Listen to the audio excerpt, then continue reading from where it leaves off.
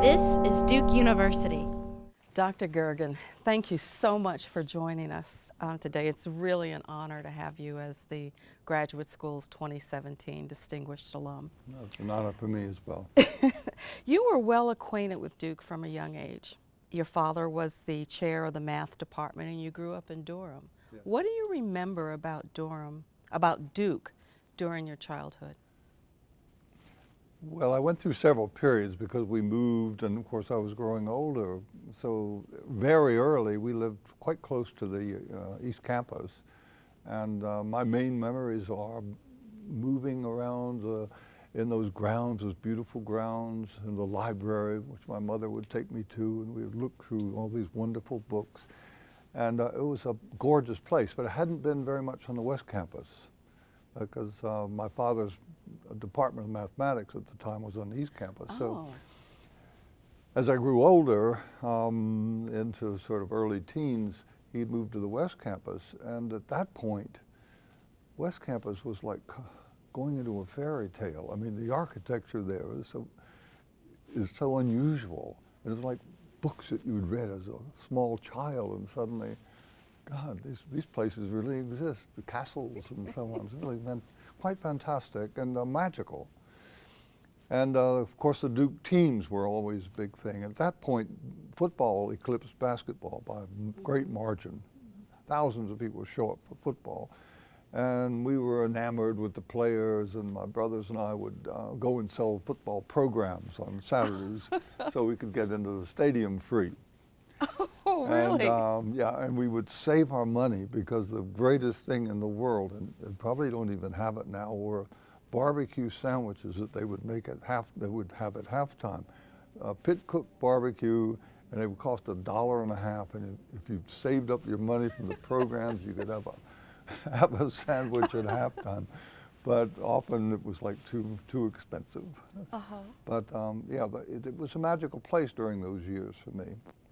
It was also, I mean, there's a sense in which I was living two lives because the relationship of the university to the town was somewhat awkward because you have a lot of people who were sort of without so much education and who had suspicions about Duke because Duke was kind of where wealthy people went.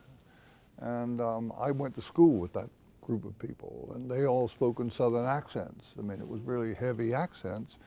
And at home, I lived in an intellectual community with the professors, and they didn't speak with those accents. And I think each of those communities had a little bit of suspicion for each other. And I had to play it both ways. So I went to school, I was a Southerner. When I went home, I was a Yankee. And it was a quite complex life to live. I mean, where I live, which is fairly close to the university, that area, because it had a lot of university professors, at school, my classmates called that Goon Hollow. Like, oh my goodness. This is where all these very weird people lived.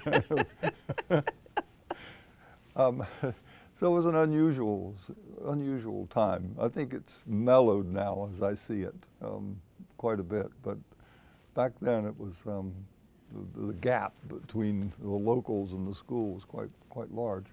So you go off to Yale, Yeah. and then you go into the Navy, Yes. and then you come to Duke for graduate school.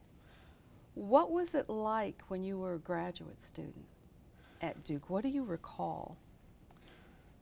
Oh, many recollections at many different levels. But I have to tell you, there is a story there that's kind of interesting because I grew up, as I said, near the East Campus, and there was a kindergarten I went to there, and my best friend there was named Wilfred Zener, all right? And we became fast chums, and his father was a professor at Duke. And I would spend weekends at his place because it was an unusual place out by the Eno River, and the family had string quartets that they did in the family. It was a very European family, and fascinating for me. And we had a very fast, wonderful friendship for a number of years until they sent Wilfred off to a private school. All right, I didn't I lost track of him a bit. So this was back in junior high, let's say. And I later learned that he had drowned in a canoeing accident in Canada. All right, now fast forward a bit. I'm getting ready. I've come out of Yale. I have got to spend 2 years in the Navy because it was required at the time. And I began to read a lot of psychology that was not represented in my curriculum at Yale. They were more behaviorist, and I wanted to read things that weren't represented in the behaviorist tradition. And I became very fascinated by all this other literature that was not behaviorist.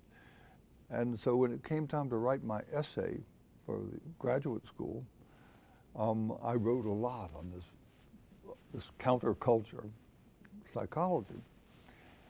I know I had really good grades at Yale and really good recommendations, but I didn't get in anywhere. No graduate school. It was kind of absurd. I knew I was a good candidate, and I got into Duke.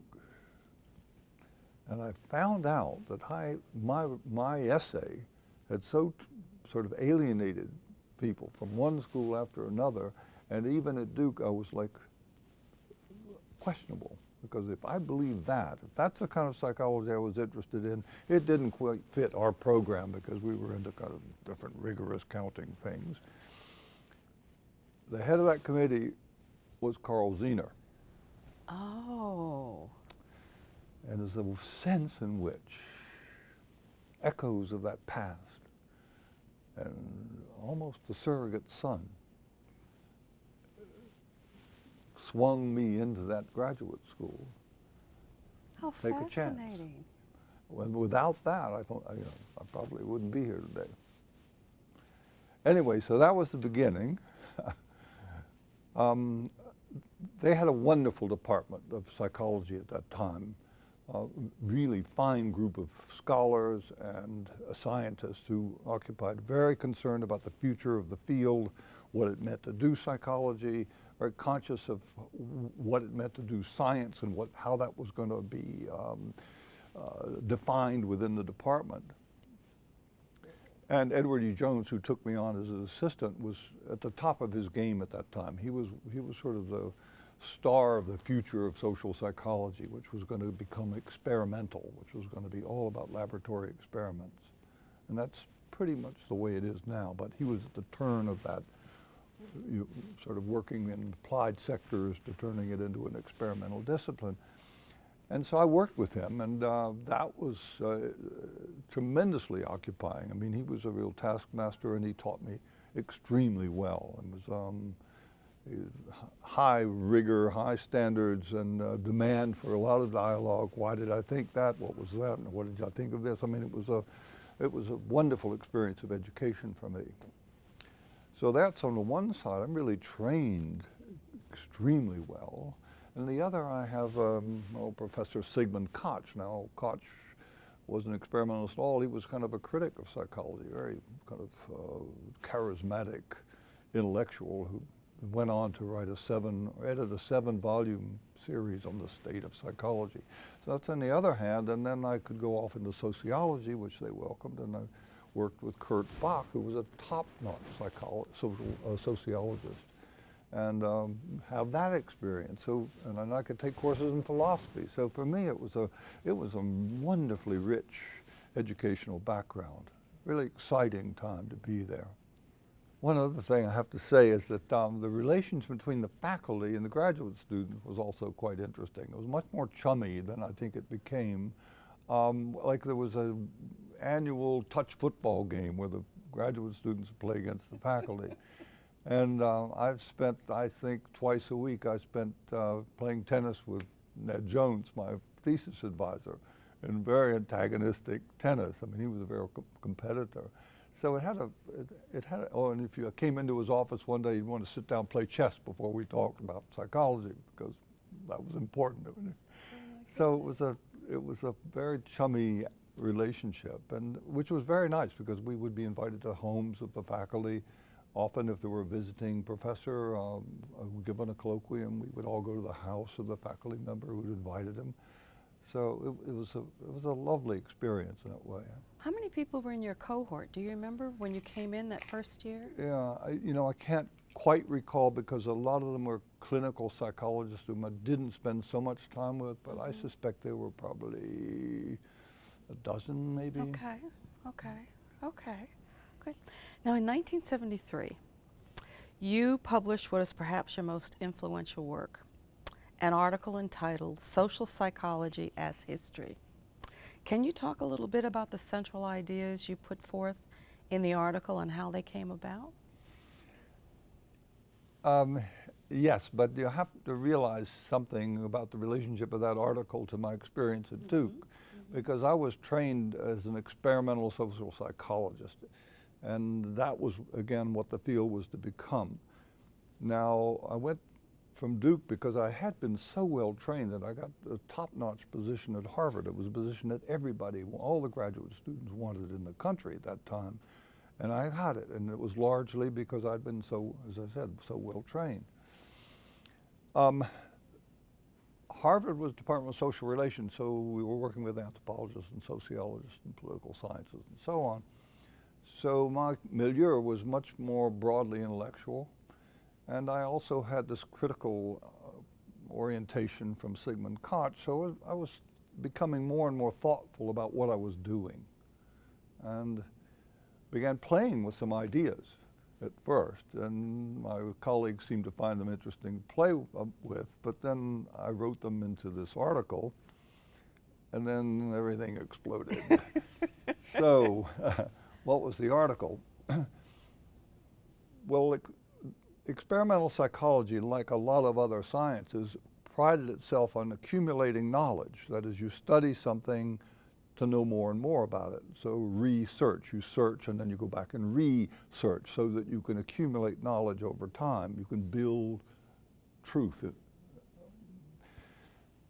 My argument was that as we studied and as we spoke about it, disseminated our ideas through journals and so on, to the public, through lectures, it had the capacity to change people's behavior. So if you study things like conformity and obedience and aggression and prejudice, it's going to call attention to what those activities. That is, if you show that people are obedient in certain circumstances and this leads them to be, hurt other people, why would you want to do that? As you learn from the field what you shouldn't do or what you should do as in altruism. That changes the behavior. So as you study it and you talk about it and you explain it, people change their behavior, which means effectively you've changed what there is to search. You have entered into the culture and changed the culture you're studying. So you're not accumulating knowledge, you're actually producing change in the culture, undermining what it is you had known before. So you couldn't repeat an experiment on conformity because everybody who saw that experiment isn't going to do that anymore. In effect, it was partly to say there is a moral political edge to the way we talk about things. That if you use a term like conformity, it's already loaded morally. That is, we use that term in a negative way. We don't want conformity. Obedience, you don't want people obedient. You don't want aggression, you don't want prejudice.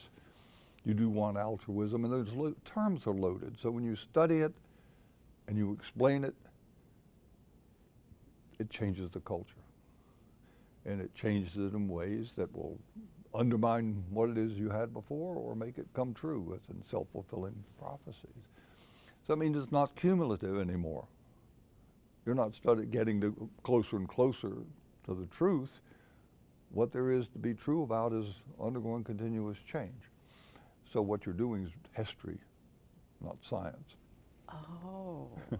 That was the gist of that. Well, and it was all the worse because I was a kind of a card-carrying member of the group. I mean, I grew up doing that stuff. I was a committed and rather senior, for a young person, I was already on the National Science Foundation panels judging people's research proposals.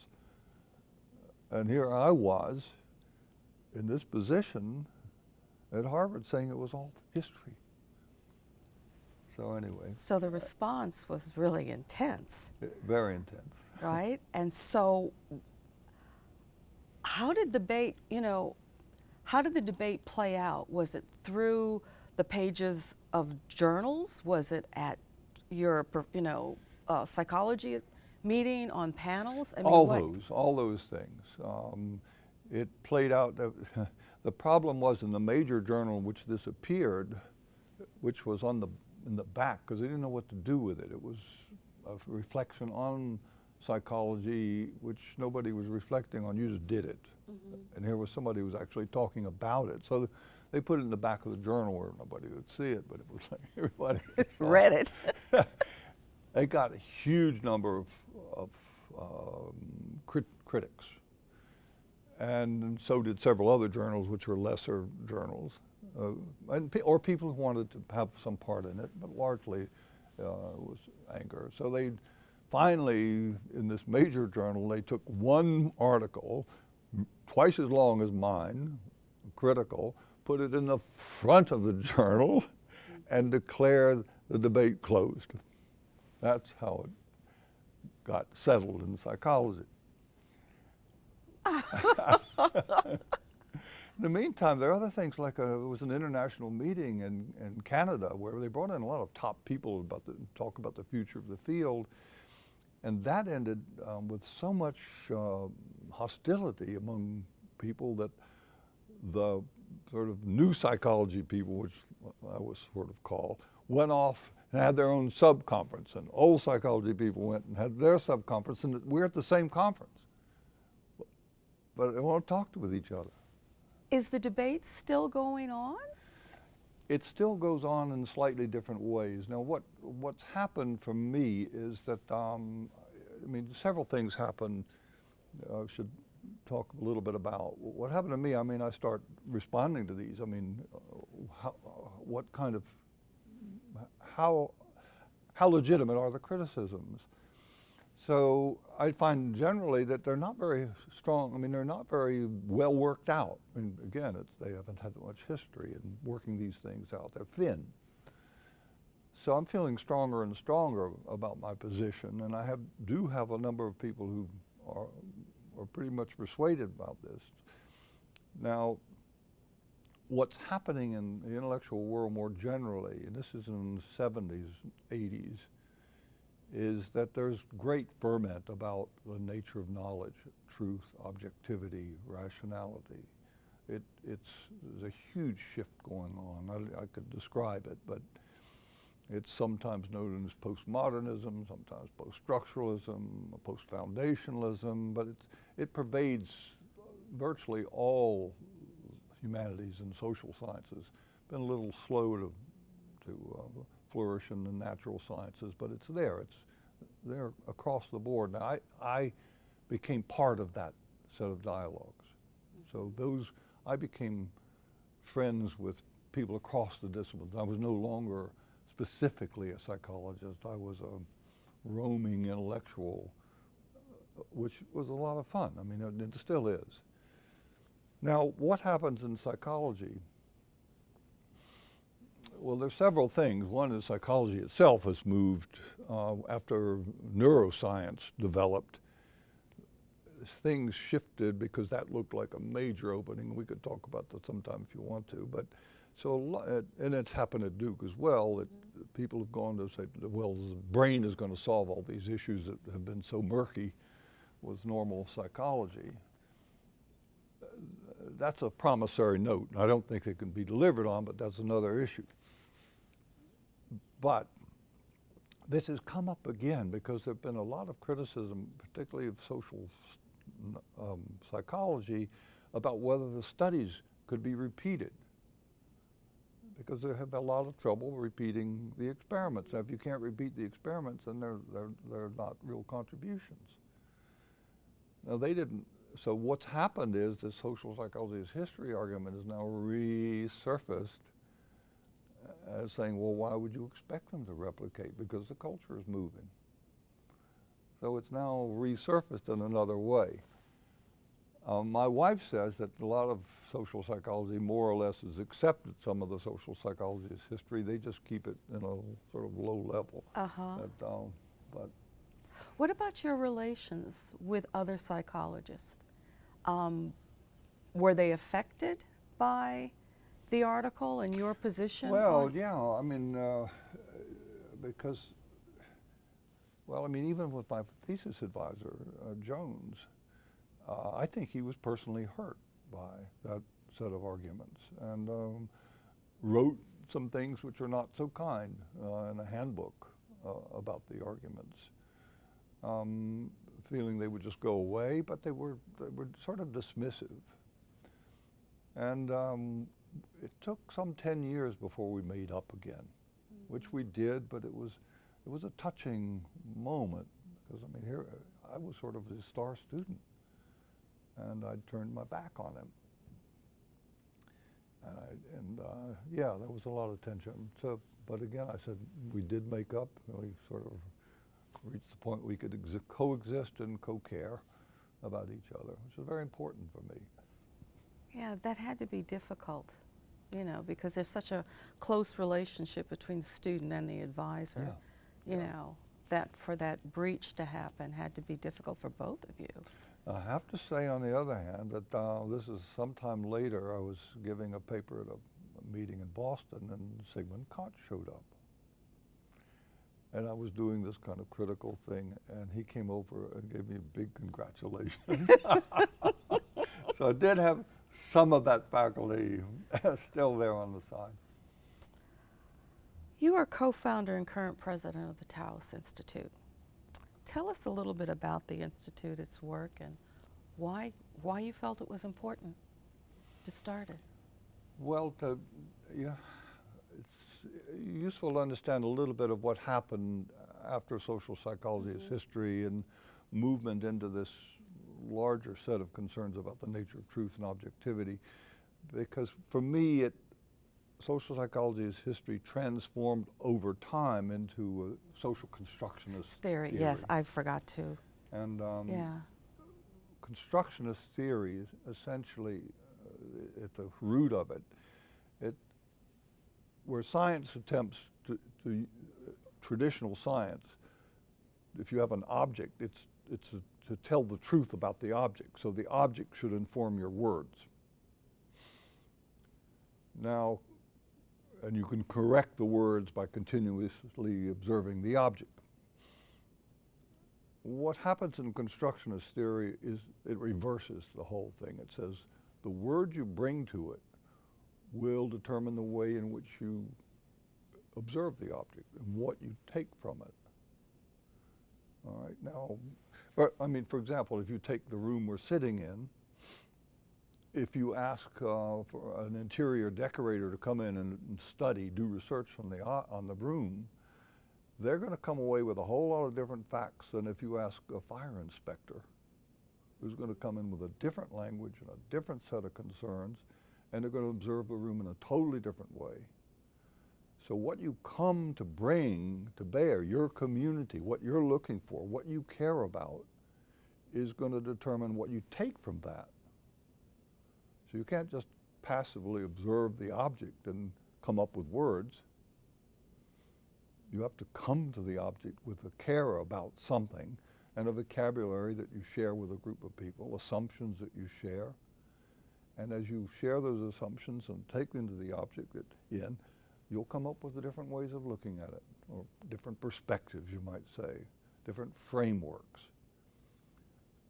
Or as they say, you can understand what there is through a lot of different frameworks, but if you don't have any framework, what is there to say? Right? So that's constructionism. You come to the world and construct it in the terms that you bring to it out of your community. That doesn't make knowledge bad, not at all, but it says, what do you want to do with it? Why do you look at it that way? I mean, the fire inspector say, well, okay, we want to save lives. The interior decorator, okay, we want to make it beautiful, but they want to do something with it. So then the concern turns not from what's true about it, because the truth is going to be created or constructed through your community, but what can you do with that truth? what happens to the world when you use that truth? It's pragmatic. Now, that's really important in terms of the Taos Institute. It's saying, look, I don't want to just continue writing papers for an academic community who share papers and just continue to do what they do in terms that are unreadable to anybody else. What does the culture get from that? Where's the payoff for all the investment the culture has made in your discipline, and you're just writing for each other? What do you contribute? So the Taos Institute was an attempt to take work that was done on constructionist theory largely, and it's shared throughout a lot of disciplines, and bring it together with practices, professional practices, to create a community in which that exchange was established between theorists and practitioners so that there would be a mutual enrichment. So this is practice, for example, of organizational change. Mm-hmm. How do you bring about organizational change? Therapy. Why do we do therapy the way we do? Could we do it some other way? Peace building. How do you talk differently to people to bring peace? Argument doesn't do it. Well, how else would you do it? Healthcare, rather than having people working in different segments in the healthcare, what if they were collaborating and sharing their realities and sharing their values and sharing them with the patient, so that it becomes a collaborative process of healthcare, and so on and so on. So we have started this institute about 25 years ago with 8 people who were doing theory and research. My wife was one of those people who helped found it. I mean, she's been part of this since the beginning in the trenches and through all of this.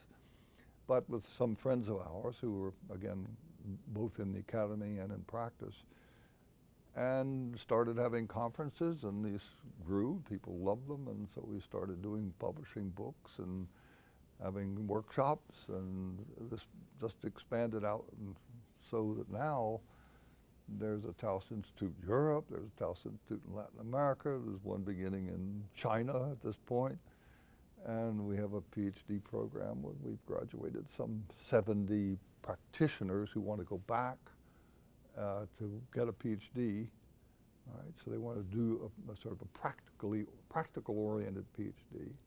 We do this through European universities that allow us to do this. And we have one thing, part of it I really love, where because books are not available to people very well. I mean, you either be buying books these days is really expensive, or you have to be part of the university system. Anyway, so what we do, because you don't make anything as a scholar from your books very often. I mean, you wouldn't do it for money, and you get very little readership because the books cost so much. We give them away. You can download them. So you go to this website. I think we have maybe 30 books now on there, and they're in, I think, about 7 languages at this point. And you just download them for free. And they go off by thousands. And they go off in 50 different languages. I mean, different parts of the world, 50 different countries. We have our first books coming out in Arabic, which are essentially peace-building books through collaboration. So it's really exciting project. So you were into open access before open access became the thing that everybody wanted to do. There was some open access going on. Yeah. I have to tell you one more piece of the Taos Institute. That I mean, again, the part of the problem is to show how you can together reconstruct things, so you can look at them in different ways. So you can take differences and you start looking for similarities, for example, and you start talking differently. But all right, my wife Mary and I have started this project on what we call positive aging. As you know, the culture tends to look at aging as kind of decline. It's like you develop and you have maturity and then you get over the hill. I mean, that's the cultural construct. I don't want to age. I don't want to grow old. My God, my hair is changing. I'm getting wrinkles and stuff. I'm afraid. So we tried to say, all right, that's a construction. Why do we live in a world with that construction where we just spend our whole lives not looking forward to old age? Oh, God, old age. Let's look at it as a growth period, where that's a period you should look forward to. If you get there, you are really fortunate. Okay? I mean, and if you have that construction about the world. So what we do, we try to gather all the scientific data we can show that there are positive things that happen, like people are happier actually in older age than they were at 30. They're less intense emotional variation. They're happier with each other. They have greater wisdom than they did when they were younger. A lot of positive things happen. So we put all those. We do a newsletter. We give the newsletter away 4 times a year online. And we gather all the scientific evidence. We write little essays. We include all the things we can out of news about how people who are 94 are still in some Olympic racing thing, and all the things that we can get, and have people write in, review books.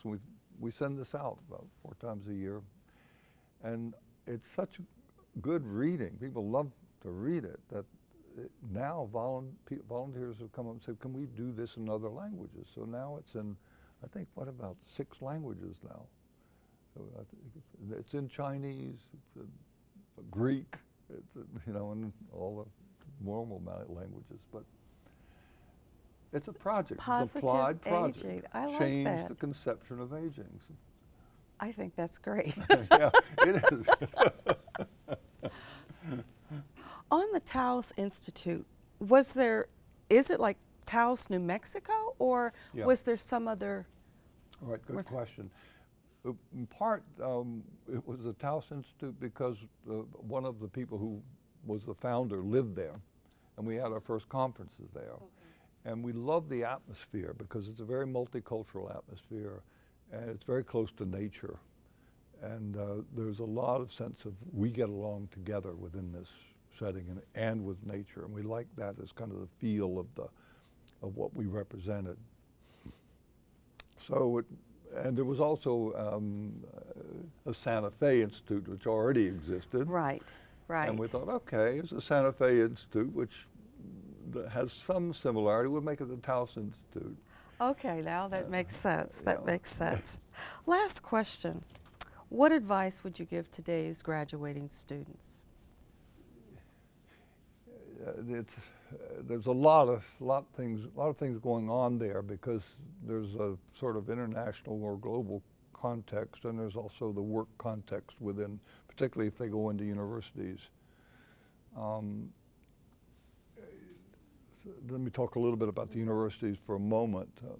One of the things that's bothered me a lot over the last 10 years particularly is I've seen the atmosphere of universities, from my perspective, has changed into kind of evidence-based, sort of top-down. We need to have production, we need to be visible, we need to have grant money. So that there's a lot of counting of what people do, how many publications and what kinds of journals and how much soft money can you bring in, which was less so when I went through graduate school. There was more of a sense of we're scholars and we're very interested in what you might call the truth within our disciplines. And I see young scholars struggling with this to get tenure, just struggling day and night to have enough publications to get tenure. I mean, because their whole life is affected by it. And older scholars are worrying about, didn't bring any grant money in, so now I'm not really highly visible in my department. I really have to have grant money, and so on. And some of the research that comes out is not because they're interested and not because it's important, because you can publish it. There are some just ways of getting things published which is easier than others. And somehow that atmosphere I'd love to see change. I'd love to see the new group go in and somehow work with administration, work with the government to generate an atmosphere which what I would say was was more contemplative and more serious about generating outcomes which would be useful for the society and feel better doing them. That's my sense. There's a kind of been a slow mechanization of university systems, which I think that younger groups should try very hard in various ways to change. Globally,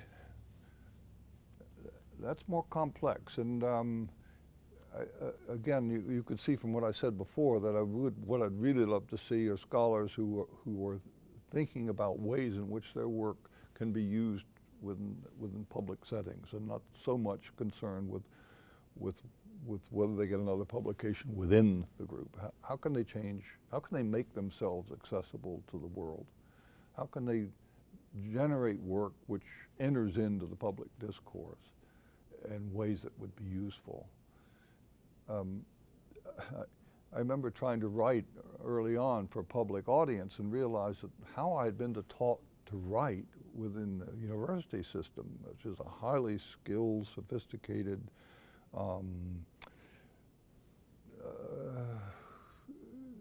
it's a form of writing that is difficult to write and difficult to read, and no one outside can understand it very well. They can't understand what you put in the journals, they can't understand the books, so it's almost inaccessible. Some people say it's elitist writing for people who do those things, and it doesn't make any difference. So how do I write outside? And I realized I don't know how. I don't know how to do that writing. It's a different kind of writing. So I had to kind of rework my whole sort of form of speaking and writing to try to reach people whom I felt I wanted to talk to.